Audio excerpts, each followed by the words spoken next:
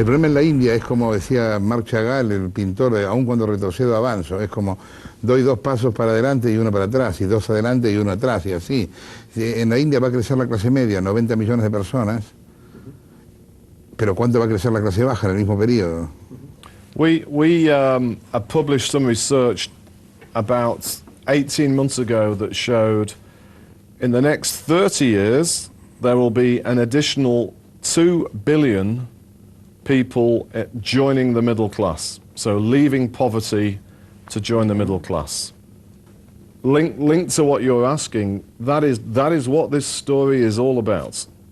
It is taking people out of poverty and into the middle classes.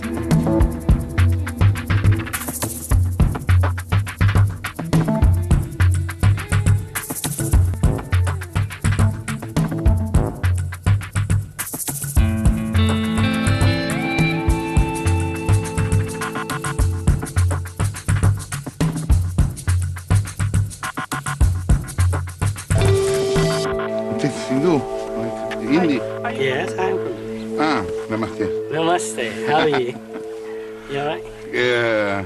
¿Cuánto hace que está viviendo acá en Londres? I'm for about 14 years. 14 years. Yeah. Ajá. ¿De qué lugar de la India es? Delhi. Ajá. Yeah. ¿Y por qué vino? We just came here like for business. ¿Y volvió en esos años a India? Before, yes. Once, twice I think so I've been to India. ¿Y cómo encontró el país? It's good. When I come back here, then I miss them because a lot of their more relatives, friends, look all the parts. So, Hay gente que cree que la India se puede convertir en una de las potencias del mundo. yeah, the people I can see that's going growing up very good. The economy is going very good because the people are very high educations and all the companies are going and invest there. That's why the company is growing up and the people are very intelligent. So that's why they're growing up. The policy they're changing, that's the main thing.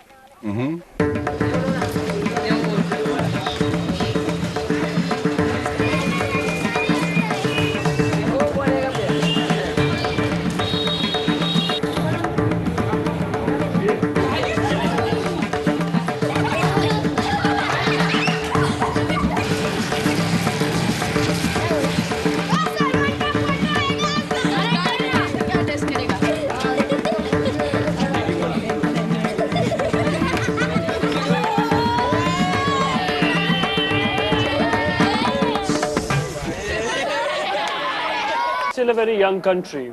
We got independence about 60 years ago. So in fact, today we celebrate the Diamond Jubilee of India becoming a republic. So there are tremendous challenges. There is a lot of poverty, but at the same time, India is doing very well. And let's not forget that, wherever there's poverty, there's tremendous scope for growth as well. So there is, yes, there is a lot of misery, unfortunately. There's a lot of poverty. But that is an opportunity to convert that into something, into growth, into better healthcare, better education for millions and millions of people, which hopefully will be what we'll be seeing, in years to come.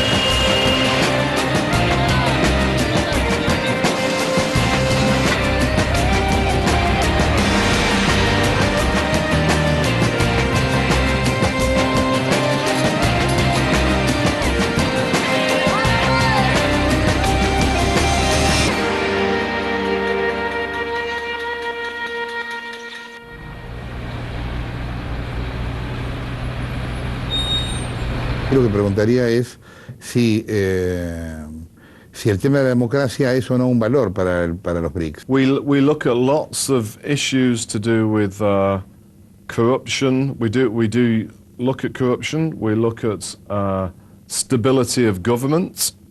We look at the rule of law. But no, we don't look at democracy or absence of democracy, which I know is very controversial.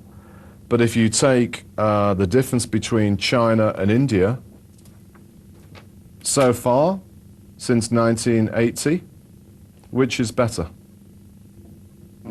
Democratic India or autocratic China? You speak to many business people, which country would you rather do business? 9 out of 10 would say, easy, China.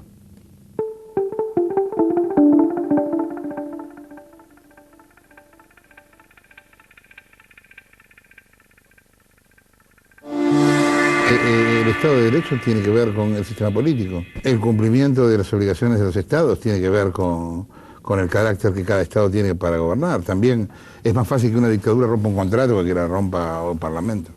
I'm not sure. I'm not sure. You speak to many people that do business in India, or if you spend a lot of time in India, Yes. there is an enormous amount of corruption in India. And you could probably argue, obviously you can definitely say India is the biggest democracy in the world. Yes. Maybe... This is a slogan. Okay. Yes, but does India's democracy give India advantages over China?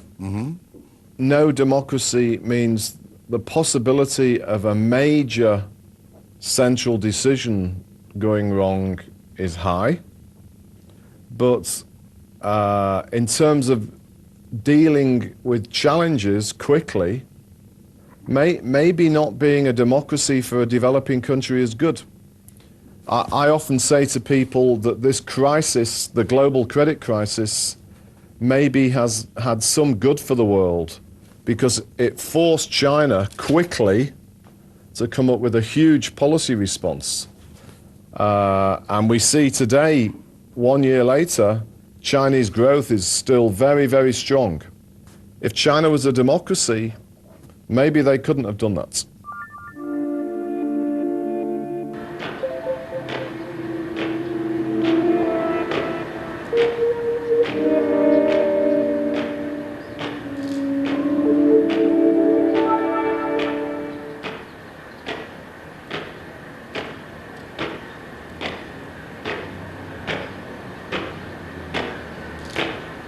I don't agree with that. I think democracy is the only insurance for stability.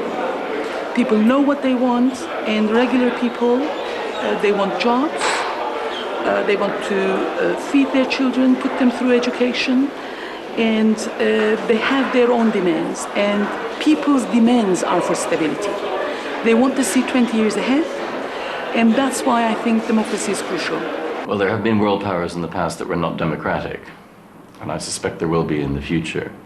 I suppose the real question is whether the Chinese model of state capitalism is sustainable over the long term, or whether it will have to adjust.